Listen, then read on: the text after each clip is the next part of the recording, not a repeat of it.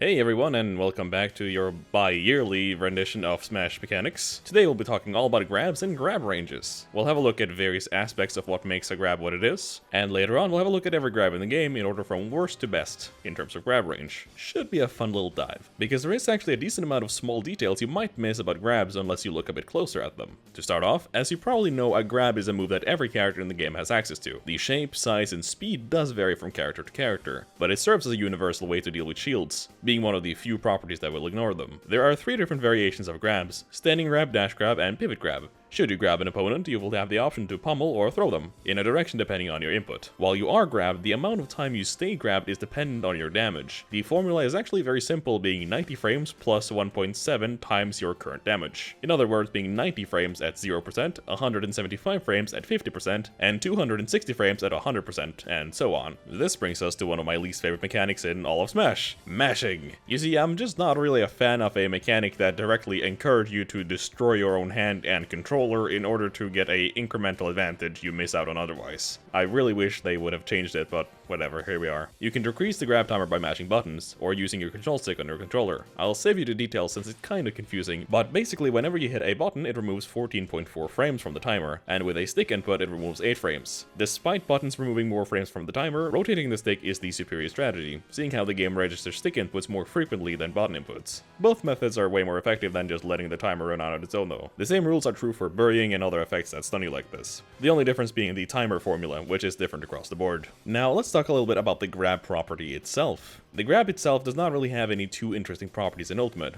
When it clashes with a hitbox, it behaves like a trade, where you take damage and the opponent is grab released instantly. In some past games, the grab actually did out-prioritize hitboxes, meaning on a trade you would either just ignore it or take the damage but still get the grab. There are, however, a few moves in Ultimate that still follow this rule, mainly being found on Sonic in form of homing attack, spin dash, and spin charge, and also on Banjo's Wonder Ring, which is otherwise invincible. However, for the most part it acts like normal. Now there are some odd properties that are a bit obscure if you don't know about it. Firstly, if you shield grab, normally it comes out on the same frame as if you were not shielding, usually making it a very good out of shield option. However, in Ultimate they made it so that if you are buffering a shield grab out of shield, after you've been hit by a move, there are 4 extra frames of shield stun before the grab comes out compared to other options, effectively making it less oppressive as a punish option, without disrupting the core mechanic. It's a very good, and after Smash 4, definitely kinda needed change, seeing how shield grabs were a bit too good in that game. If you grab an opponent on the exact same frame they grab you, you will get a grab parry, resulting in both players taking a bit of damage and neither getting grabbed. This was changed a lot over the years, going from being based on port priority until Brawl. In Smash 4 it was random who got the grab, and in Ultimate we have the grab parry. There are also several other grabs in the game that are command grabs, which is to say grabs that are part of other moves, usually specials. These all use different timers for how long you stay grabbed,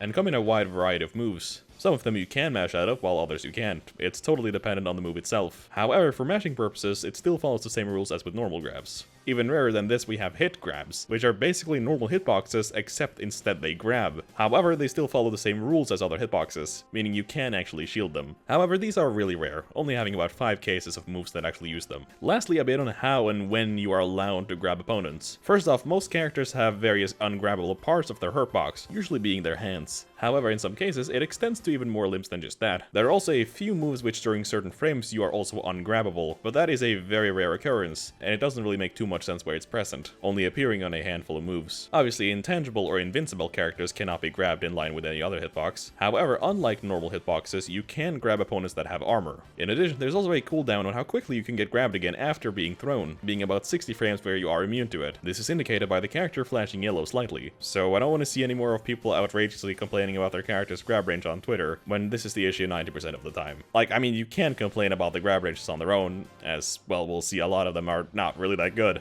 but at least make sure it's just not the regrab timer playing a trick on you. Alright, that's pretty much all I had to say about grabs as a whole, so now we'll be taking a look at the various grab ranges, covering every character in the game and see how they rank. Like I mentioned earlier, there are 3 different variations of grabs, all of which will affect the range and startup of the grab, with standing grab being the fastest having less range, dash grab having more, and pivot grab usually having more being the slowest. In the cases of dash and pivot, you also have to account for the fact that you will be moving in a direction, effectively making the range either longer or shorter. Because of this, I'll only be covering standing grabs, seeing how they are the only ones that don't move while being active. making it actually possible to properly rate the grab ranges relative to each other, though usually the grab ranges are relative to the standing grabs anyways, being a little bigger and a little slower. In some cases for shorter characters, the dash grab is a bit disproportionate to the standing grab. However, like I said, most of the time it's nothing too significant. For the purposes of ranking grab ranges, it's important to keep in mind that it's not based on the total grab's volume, but rather the horizontal range from the place they stand to the farthest point they reach. While vertical grab range can be important, it's not nearly as relevant as the horizontal one. It's also important to note that when looking at these grab visuals, that they do have two different hitboxes. The deeper purple one is the one that hits grounded opponents, while the outer one that has more range vertically only hits aerial opponents. This is true for the vast majority of characters, with a few exceptions, which you can tell by the fact that a grab visual only has a single color. Oh, and lastly, keep in mind that grab range is not everything. All the grabs have startup and end lag that can vary a lot across the characters. A character with a short grab can often make up for it with good frame data, but I mean obviously there's a limit to how slow they can be. But generally an ultimate range is a bit better either way, but at least keep that in mind going forward.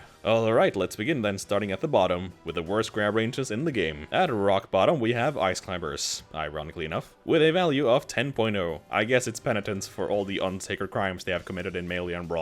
Not too far behind, or not too far ahead, we have Hero, with 10.3 units of grab range, also being unrivaled for having the second worst range in the game, and one I can attest to myself having played him a decent amount. At 11 units, two characters reside, being Link and Fox, having somewhat better range than the bottom two, but still leaving a lot to be desired. Poor Link used to have a top 5 tether grab range in Smash 4, the game where tethers were usually always worse than normal grabs, and now he has a bottom 5 normal grab in the game where tether grabs usually are better than normal ones. That's just how it goes sometimes, I guess. 0.5 units above the rest, we have 4 characters, which share the value of 11.5, being Meta Knight, Diddy Kong, Ike, and Wii Fit Trainer. Now for probably the funniest standing grab in the entire game, we have Ken and Ryu, clocking in at 11.6 units, being only 0.1 units more than the previous characters. As you can see here, the grab hitbox is very displaced, likely to make the move actually capable of hitting shorter characters, so even if it looks very dumb, it's at least a bit more practical. At 11.8 we have Corrin. Not too much to say about this one. It's again only slightly better than the previous one. Speaking of slightly better grabs, at 11.9 we have Pikachu and Zora, which just looks and feels wrong, but is definitely correct. We did the math. Or, I guess, Zek did, to be fair. Now, at 12.0 we have a ton of characters. It's pretty much the baseline for what the average grab range in the game is, consisting of the following characters: Doctor and regular Mario, Cloud, Belmont, Mii Brawler and Sword Fighter, Pichu, Inkling, Ness, Jigglypuff, Peach, Daisy, Falco, Wolf, Sonic, Sephiroth, and Pyra and Mithra. All of these characters have the exact same standing grab range, meaning whenever you hear anyone complain about any of these characters' grab ranges, every other character before this is also fair game. I'm looking at you, Cloud. In 12.3 we have the DLC duo consisting of Joker and Byleth. I guess the student finally learned something from the teacher. For another small clusters of grabs, we have the characters with 12.5 grab range, being Kirby, Bayonetta, Sheik, Game & Watch, Mega Man, and Shulk. Mega Man is unique here for being the only normal grab in the game to have only a single hitbox that hits both grounded and aerial, like I mentioned earlier. At 12.9 units we have Little Mac, receiving a much needed upgrade to his grab range from Smash 4. This is also a great example of grab range that looks way smaller than some other characters, but is in reality longer, but it's just smaller on the other end of the grab, which is not nearly as important of course. Captain Falcon, Robin, Palutena, Pit, and Dark Pit land at a clean 13.0 units. Like I have mentioned a few times before, Palutena's grab is noticeable for being very disjointed, so despite it clearly having the same range as Pit, it effectively is better since it can easier challenge hitboxes and such. Banjo has a slightly better grab at 13.2 units, but Lucario is here to one-up it with 13.5, only to be beaten out by Terry, which have 13.7.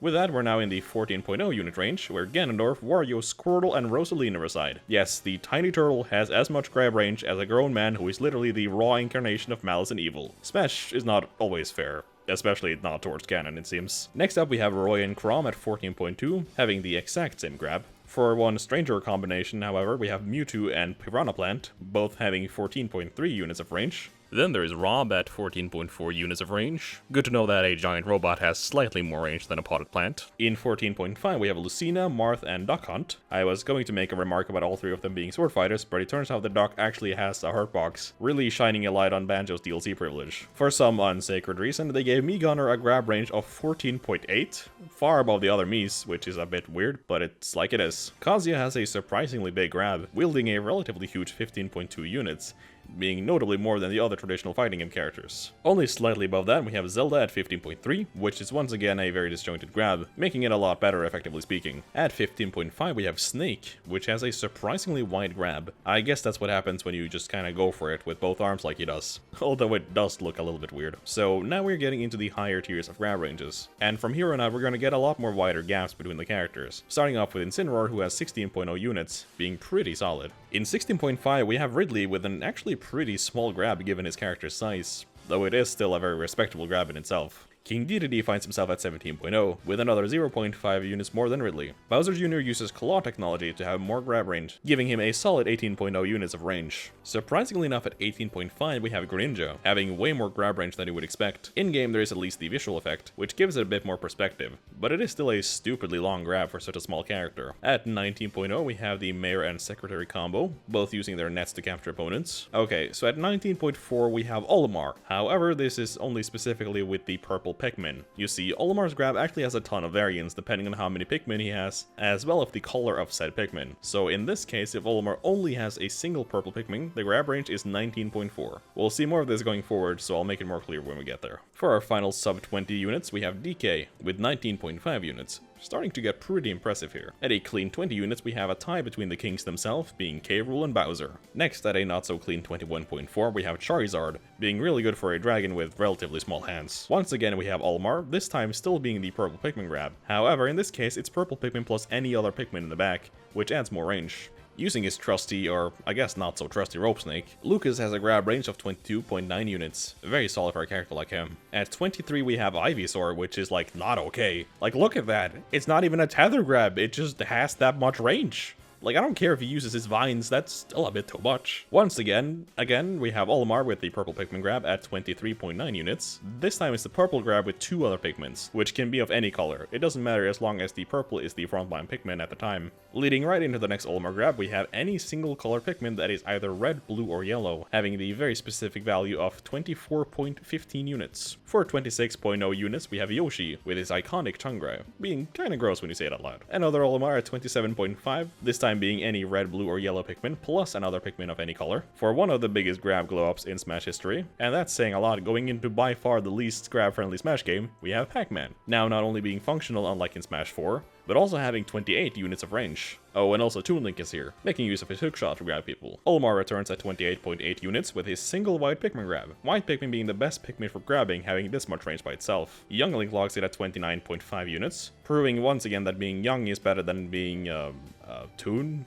Look, I don't know. For another Aldi specific grab range of 29.55, we have tonight's main star. Yes, you guessed it, it's Olimar again. Now showing his grab with red, blue, or yellow Pikmin, plus two other Pikmin of any kind. We're almost there, there's not that many Olimars left. For 29.8 units, we have Luigi and his plunger grab. Remember before this game was released and everyone thought this grab would be bad? Oh, good times. And he's also by far one of the characters that get the most rewards off of anything in this game. It's a very scary grab to be hit by. Now for our first character in the big 30s, we have Steve using his fishing rod to grab you. A weird trend in Ultimate it seems. For his penultimate appearance, we have Olimar with his white Pikmin plus any other Pikmin grab, worthy of 33.45 units. Followed up immediately by the final and longest grab range Olimar has, being white Pikmin in the lead with two others in the back, resulting in a total of 35.8 units of range. Another noteworthy thing about Olimar's grab range is that it actually gets even more range when he's facing away from the ledge. This happens because the Pikmin's position actually kinda matters, and since they don't fall off stage, they are pushed forward and the grab effectively goes further. As a result, this is technically the longest version of Olimar's grab. However, it is very limited in how you can use it, so I won't really consider it for the ranking. With all the Olimars out of the way, we're getting into the final few characters atop the peak of grab ranges, where we first have Zero Suit Samus with 37.0 units of grab range, using her whip. For a pretty big but relatively small leap, we have Min Min's grab at 40 units. Pretty nasty on such an already oppressive character. And finally, for the grand champion of grab ranges, we have Samus and Dark Samus, rounding the list out at 42.2 units,